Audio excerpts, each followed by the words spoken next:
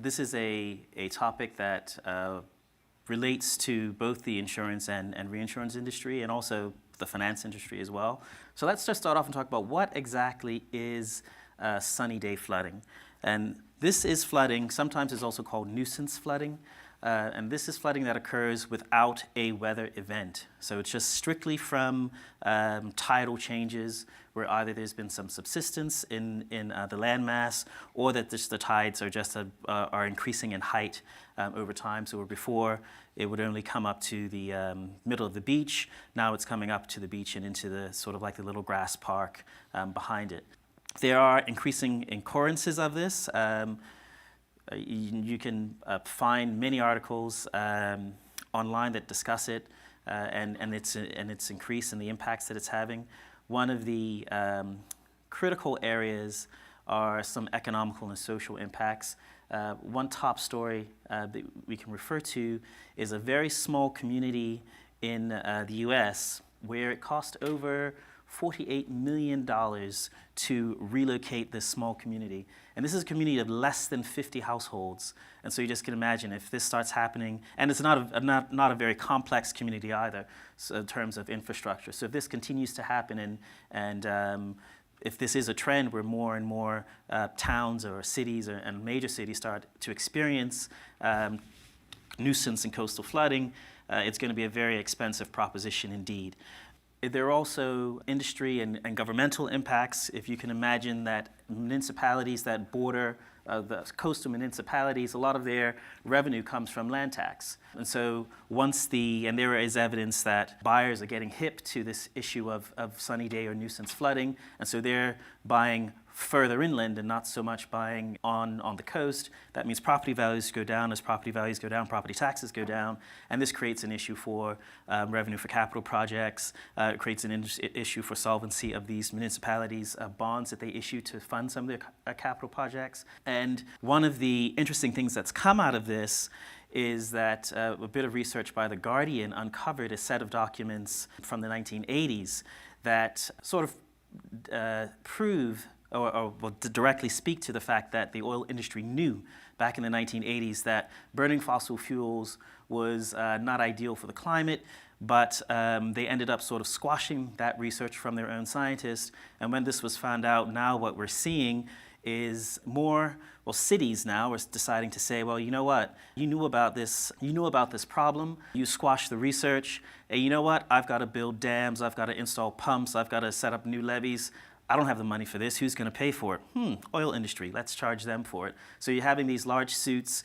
New York recently joined in. I think Massachusetts is another one that's in. So there are a lot of, increasingly more cities that are saying the oil industry has to pay. So this exercise that I did, I was curious about this to figure out, how much is this is hype? How much of this is real? Like, is there really a problem here? Or is it just that we have better reporting, because as technology and people move into more areas, more things get reported more quickly and easily. So I took it upon myself to start to look at this, and these are the steps that I went through. First, locating some of what data I needed, finding out how to access that data, because sometimes stuff's there, but it's a problem getting it. The biggest part of any sort of data project is wrangling it, getting it into a form that you can work with it, finally doing some analysis of those results, and then we'll look at some observations and further analysis from there. So locating the data, I've discovered there's two main sources that we can get information from. One is NOAA's Tides and Currents, and the other is the U.S. National Weather Service. So it's kind of an interesting relationship because NOAA Tides and Currents, they actually are responsible for the tidal stations that do all the recording of all these metrics like temperature and salinity and the wave height and all this sort of business. But it's actually the National Weather Service that sets the thresholds for what is a flood and what isn't a flood. And there were some issues lining up the data because of that difference, but we managed to overcome it. So when I say tidal stages, what am I talking about? For this, there's only going to be 3 stages that we're interested in, that I was interested in. One is the action stage, and that's the height of the water where municipalities and they start to say, hey, you know what, we might have to do something here. The water's getting kind of high. The next stage is the flood stage. Now this would be when you're sort of, it might just be around your ankles or just on your feet. And then it's the moderate stage where you're sort of starting to get some material property damage and things like that. So these stages are of course geared more towards weather events, so like flooding from rainfall, where things are steadily going up and up and up, and not so much geared for tidal changes. But the heights, especially the flood stage, is when you would have saltwater ingress on sidewalks and things like that from king tides and the like. So luckily for me, the NOAA has a really well-defined API that allows you to access that data. And they have lots of different options. So what I did there is I put together a small package that goes through and takes care of speaking to NOAA's API, has some error checking and some other things in there, and eventually this will probably find its way to the function repository. And that just made it easy for me to institutionalize that, and I just had to repeat that code everywhere. I could just call my tides and currents function and get the information out that I needed. And this is just an example of how you call it. So you need to have the station ID, which it expects to be a string, some begin and end dates, and then some of their API keys to tell it what to do. And you get out of that with this other function, a helper function. So this is just pulling all of the records for all of the observations for 2 days. And you get from that your data set, where you've got a couple of different things here. You've got low, you've got high, you've got lower low. So low is low is L, high is H, lower low is LL, and higher high is HH. And we're really going to be focusing on the higher high. So those are like high tides far above, a certain percentile of what they normally would be. The National Weather Service data was a little more difficult to get at. Each station has a hydrograph page, as you can see here, but one of the problems is there isn't a data API available. So the options were either do some web scraping, you can do that with web execute and things like that, but I actually took the old-fashioned route and made some phone calls and actually talked to people, shock horror, and I was able to get someone at the National Weather Service to send me a data set that had their IDs for the stations, and also NOAA's IDs for the stations, and the flood threshold information that I needed. So when all else fails, actually talk to people. And this is actually an interesting one, because you actually see here, for this station, this yellow area here is the action stage, and this minor area here is actually the flood stage. And so you can see over the past couple of days, they have been in minor flooding. And this is a tidal station, as you can see by the change in heights. Okay, so let's start some data wrangling. The station data for NOAA and their sensors is a big XML listing that you can grab it from. So I was able to import that, and with a bit of massaging of XML elements in Wolfram, come up with a data set that has the name, the ID, the location, and the list of sensors that are available at that particular station. Did a quick filter down just to select the stations that only had a water level sensor. So not all of them have a water level sensor. And so what we want to do, we don't need those other ones, so we just drop those ones off. So we went from 371 down to 300, so we lost 71. And we can plot that quite easily with dynamic geographic, where we can go in and zoom into any particular station that we want to have a look at, sort of just like see where it is and if it's near, a populated area or things like that.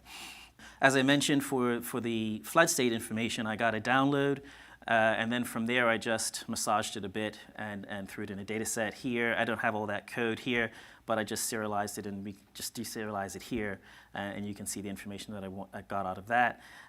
So this is the NOAA ID, the information. They didn't have levels for all locations, and there's considerably less here. It's only 145. We had 300 in the other set, and I also have links to the hydrograph pages. So this data isn't, it exists, but it's sort of incomplete. But it's the best that we can do at the moment.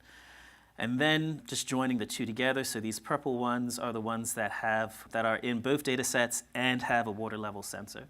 And the other ones are in both data sets. So both data sets have a water level sensor and have a non-zero flood stage threshold. And the red ones are the ones that do not meet those qualifications. So we can do a quick little interface with dynamic geographics again, where you can zoom in on a particular area, and you click there and you can see down here that our station ID changes as we go through. So we can use this to pick which station you want to work on, and then flow through from there. So there's this concept of of station datums, because every epoch or so, which I think is like 30 years or 20 years, they go through and they sort of reset their level. And some of the stations may be on the new datum, and some of the stations may be the old datum. So you sort of need to know which datum you're on, so you can make adjustments so that you get the correct water level. Did not include those calculations here, but just showing you that that stuff is there.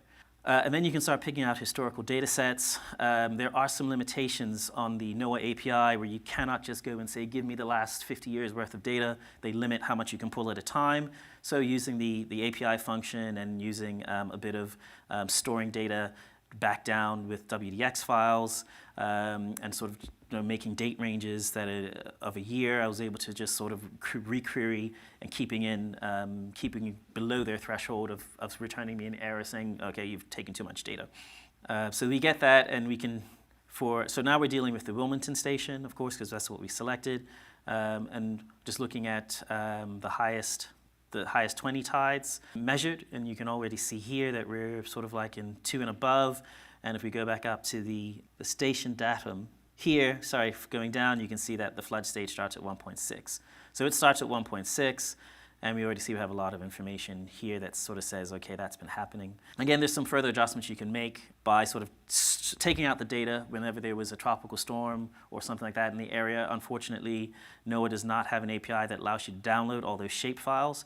But it would be, if you could get that information, then it's just a matter of getting the shape file for the cone, expanding it a bit, saying, okay, doing a bit of geodetic computation to find out which stations lie in that area, use the dates, wipe those values out, so you wouldn't have that in there. So just keep in mind that going forward, storm surge from tropical events are included in this, but I don't think that it makes that much of a difference, and you'll see why.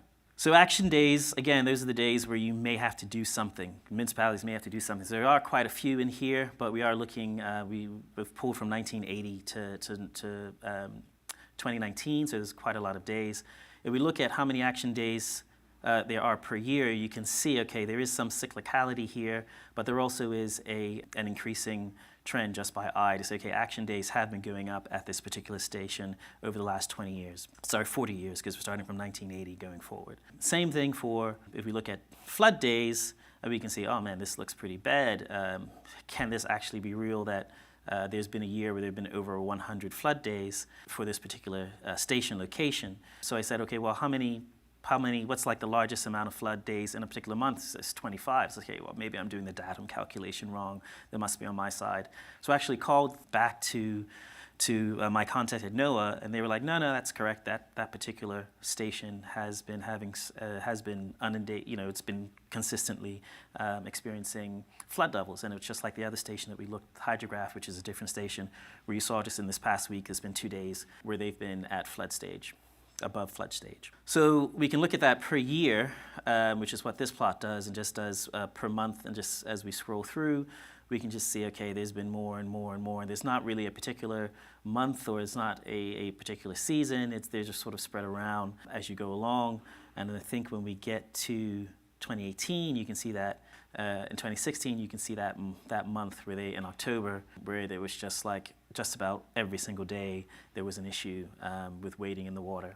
All right, so let's try to look at this over time and just see what's going on. So the first thing we want to do is look back to see, okay, what has happened? And there's a very useful function by Anton that does a bit of quantile regression. I find this is quite useful if you just want to see how things are behaving. So with a bit of dynamic module manipulate, you can set up a quantile regression to look at this. So you got the number of curves above and below the median, how many knots you want to fit at, and what interpolation order you want to look at. So you can do it linear piecewise, quadratic, cubic, and then you can either make it sort of more or less knots and add in more or less curves. So really, all you probably need to do is 2 curves, 3 knots, and a quadratic interpolation, and you get an idea of what's going on. So this is the 95th percentile, the 5th percentile, and the median. So there's a couple of ways we can look forward to see what's going to happen. We can use time series analysis and forecasting. And again, I've removed the uncertainty from these plots just to make them a little simpler for presentation. So you can see the actual series that has happened, and then we can see where this ARMA model, there's no seasonality, so I didn't use a SARMA, just an ARMA, to what it's saying. So 2019 is not included because it only goes up to September, but you can see that this ARMA model is predicting that there's some more flood days to come, and there's pretty much going to be a somewhat linear trend going up. You can also use generalized linear methods with GLM. So the best option for these are Poisson and Gaussian, since we're dealing with counts and they'll be 0 and above. So if we do that, we can get some interesting plots that show where they are predicting they go, and use the AIC to compare the models and select which one it has the projected least loss of information. Surprisingly, it picks this metric picks the Gaussian, the linear one. So that's interesting. And then so also if you have your own models, either from third-party vendors or from with your internal research or whatever, you can just use nonlinear model fit. I've set up another data set here. You just map through that with its properties, and then you get, for your quadratic, your cubic, and your exponential piece that you want. And you can, again, use AIC to select which one you want and go through. And then you can sort of wrap all this up in a little dash. So you've got your time series, your GLM, your known models, and which one was picked. You can see how that's sort of developing per month over time. You can also look at how those action days are behaving. This is your actual flood days, these are your action days, and your location of the station. And then some experimental stuff you can also do is you can sort of look at how that looks like when you apply the topology to the area. So here we can see how the area around the station is formed. And then we can actually adjust the sea level in meters here to see what happens as the sea level rises and rises. Now, this isn't 100% accurate because we're not taking into account gravitational effects. Water does not lie level because of the effect of the moon. It's always going to be on an angle slightly tilted, so that's not in here. And also, not certain how good the resolution of the geodata is in here, but it's all there for allow you as a starting point. So what's the takeaways from these? I've actually done this for quite a few of these stations, and there is, and it's not the same everywhere. Some have a very, very strong signal that there is an increase. Some are quite flat, and some have a very, very slight decrease in trend. And from that, there is no dominant sort of model across different stations to say that not all stations aren't showing a linear model or an exponential model, or every station that has an increase, there's sort of no one model that says, okay, this is the way it's flowing. Some further things that would be interesting to do, increase the station coverage, to go back out to the organizations and say, has there been any updates in the data sets that you sent me that were sort of like incomplete? Do you, extending the data back further from 1980, I just picked that because it's fairly quick to grab that.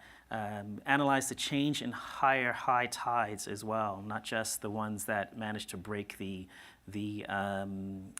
flood stage threshold. Comparing sort of the rate of change across them all, and also not on here, but overlaying any information on subsistence, which would be interesting because some of this could be that maybe the land has dropped by a few centimeters or something, and that's just enough for it to make it over the sandbanks or something and come in.